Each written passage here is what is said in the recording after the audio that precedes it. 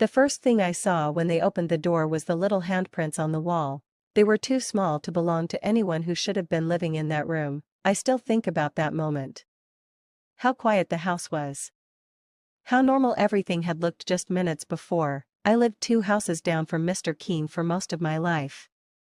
He wasn't friendly, but he wasn't rude. Just the kind of man who didn't want trouble and didn't want questions. He always kept his place neat.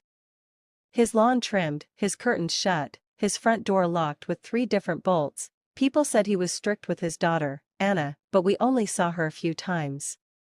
Then one day he said she'd gone to a boarding school out of town. He even showed a picture of a big building he claimed was her school. We believed him. We didn't have a reason not to. There was one room in his house he never let anyone near. Even repair workers were told to leave it alone. Storage, he'd say. Just a bunch of junk.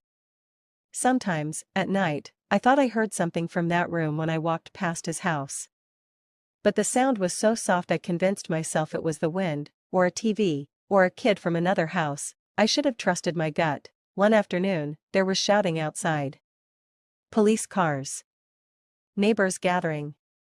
Someone had called in a wellness check. His story about Anna didn't line up with some documents, and the school he named had never heard of her.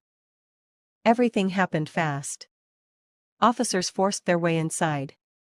We waited behind the tape, watching the house we thought we knew turn into something else entirely. When the officers came out of that room, they looked pale. One asked for a medic. One asked for blankets. And then they let out a girl. It took me a second to recognize her. She looked like Anna, but thinner.